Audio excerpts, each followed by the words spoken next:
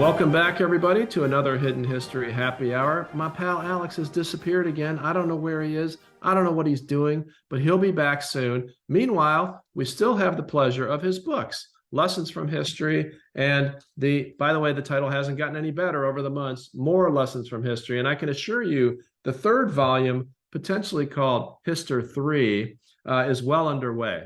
But in the meantime, we're back with another guest host, my pal Nir Yarden. Welcome back, Nir. It's great to see you. Hey, Bryan. Great to see you. Thank you.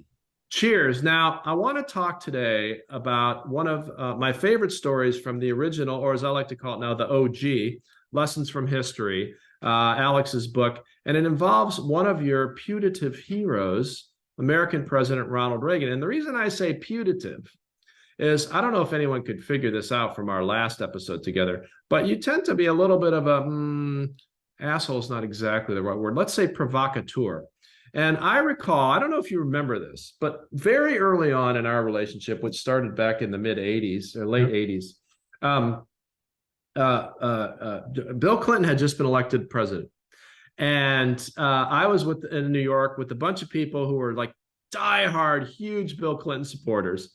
And you just sat down at the table and said, Ronald Reagan was the greatest fucking president who ever lived. Do you remember that? I do now. And all the pain it caused around that table, for sure. Now, did you actually think that? Or did no, you I was just trying to get under your friend's skin. Actually, I didn't think Bill Clinton turned out to be such a bad president, honestly. I think he actually did a decent job. So, well, I agree. I mean, I worked for the guy for 6 years as a civil servant. I voted for him twice. I think that, and by the way, for our younger viewers, the person we're talking about, William Jefferson Clinton, fantastic hillbilly who was also elected president of the United States. And you probably know him as the husband of Hillary Clinton, but he was our president from 1993 to 2001. I worked for the CIA while he was president. I think he actually, I agree, he was a very good president. I think the stuff he did with his intern, he probably should have resigned. Like any CEO in America who got caught pulling that shit would have had to have resigned. But I don't think it was impeachable by our Congress, which he was. Right. And that was 25 years ago. I mean, times have changed, right? Well, yeah, what's now, acceptable or not. Well, yes, that, and also we just impeach whenever, couple impeachments every administration. I'm not saying that necessarily. I'm not saying Trump deserved it or didn't deserve it, but I am saying now it's just going to be a tool. Every administration, someone's getting impeached. By the way, I just want to mention about Bill Clinton. The one movie clip that I saw about him that gave me more insight as to that guy's intelligence. Do you ever remember years ago there was a movie on crossword puzzles and like conventions on crossword puzzles? I am quite certain I do not remember the movie. You don't remember that, okay? Puzzles. He was like a genius crossword puzzle guy. He would do the New York Times in like 2 seconds. It was unbelievable. And they filmed him as part of this thing. And he's just an extraordinarily talented guy when it comes to crossword puzzles. I mean, just amazing. And he was part of this film. And nobody else saw it. I guess I was the only one to see it. Yeah, I don't know anything about that, but I'd hate to think of what he would write for a 5-letter use for cigar. I don't want to even think about that. But let's talk about Ronald Reagan. So as I mentioned, I served Bill Clinton. I also served George W. Bush and Ronald Reagan. I was a very young CIA officer under Reagan, and Reagan came to office in a time when a thing that we totally forgot about until the last couple of years, inflation was happening. Right. I mean, literally, like my parents were excited that they got an 18% home loan. So just very different times. The famous phrase was the malaise of the United States. Everyone was kind of depressed, and like there was a lot of talk about how the presidency was too big a job for just one man. And then here comes this actor from Hollywood sweeping into the White House, and it's almost like you could have a stand-up comedian become the president of a country and lead one of the most righteous wars in modern history successfully. It's crazy, right? But somehow he did it. Well, I actually think the times back then were a lot like the times we're living now.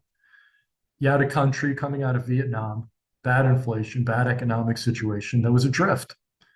It was sort of lost its moral bearings.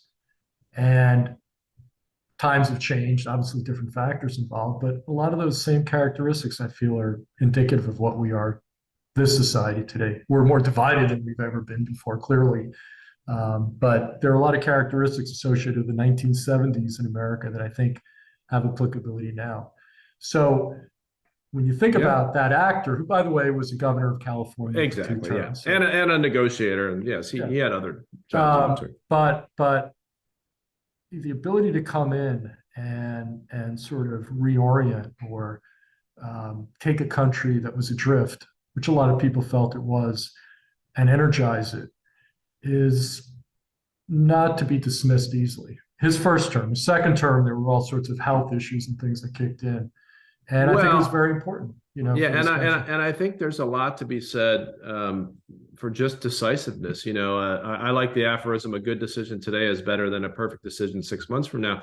And it was in stark contrast to our leaders in the 70s, Republican and Democrat. He just made decisions. Right. And, some were good, some were not so good, but it gave the country this sense of forward momentum. And now there's somebody in charge who we can go kind of live our lives and not, worry so much about what's happening every day. And to that end, Nir, I would like to tell the story, chapter 71. Cool. And this one's entitled Reagan and the Air Traffic Controllers. And I'm going to do this just like Alex does, which is to say, I'm just going to read it right from the book. I'm not going to put any rhetorical flourish on. I'm just going to read it, and then we'll talk about it.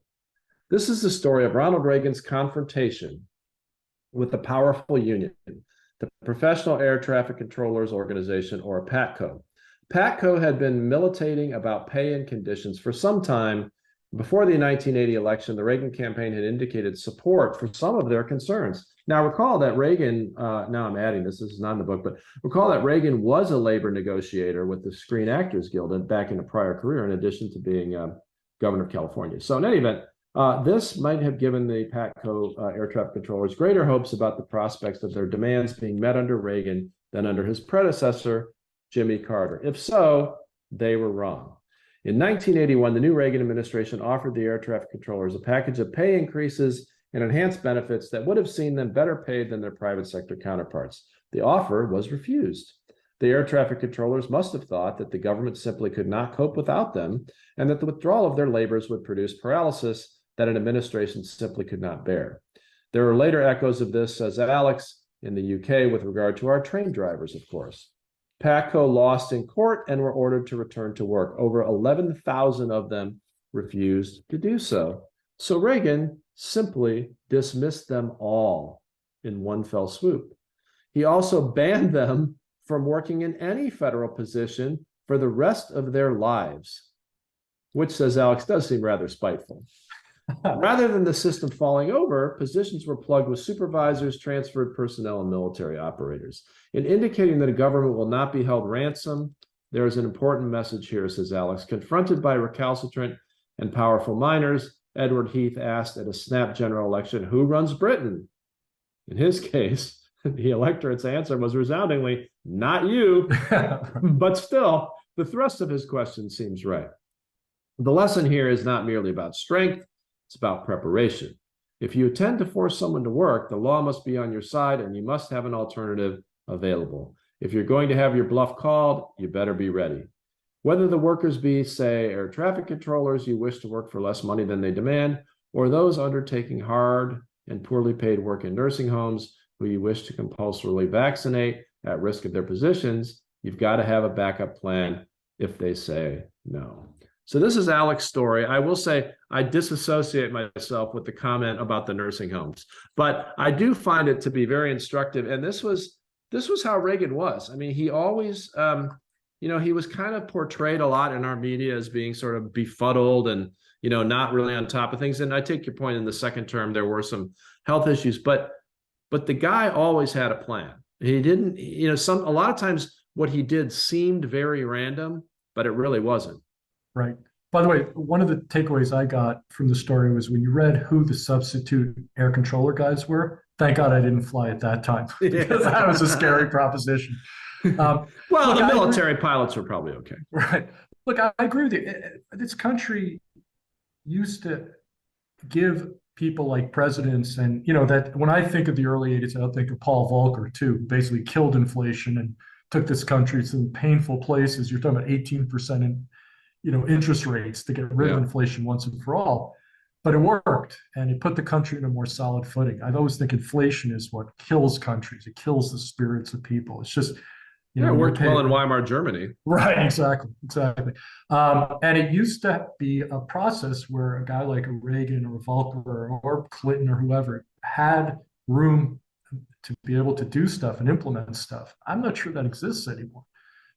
It's a much more bureaucratic oversight type process now in Washington. Could a Joe Biden or a Republican president do what Ronald Reagan did to that union in the early 80s? I doubt it.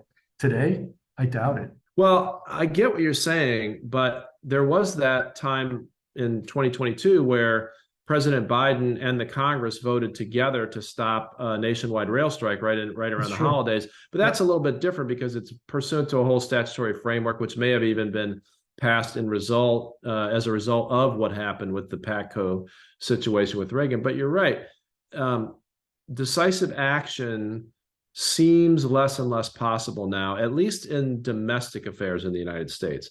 Foreign policy, I mean, we've been pretty damn decisive with regard to Ukraine, and I don't think too many people would have predicted that we would have been able to pull that off. But I would agree with you. But look at a situation like immigration. How long has immigration reform been discussed? Wherever you fall out on the political issue, nothing gets done. And that is a perfect example of what I was saying, which is both sides, and most importantly, the lobby groups that are sucking off the government teat on both sides. They really want the issue more than they want the solution. I mean, George W. Bush, who I served, and John McCain and the Democrats at the time had a comprehensive solution to immigration.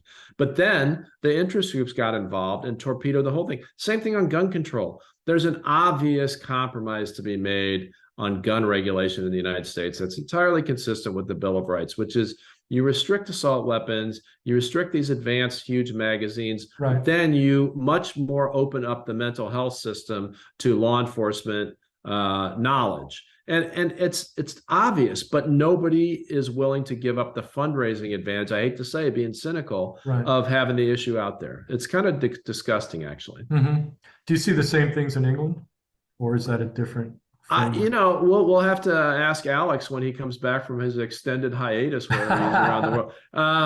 But I actually don't, as an outside observer, and I'm sure I'll get corrected next week, but as an outside observer, I don't think the lobbying industry is quite as well developed or quite as cynical in the UK as it is in the US. But we'll find out next week. And that brings us, folks, to the end of this episode. And thank you so much, Nir Yarden, for once again being my co-host. It's a great pleasure. We'll have you on again. Great seeing you. Thank you, Paul. Cheers.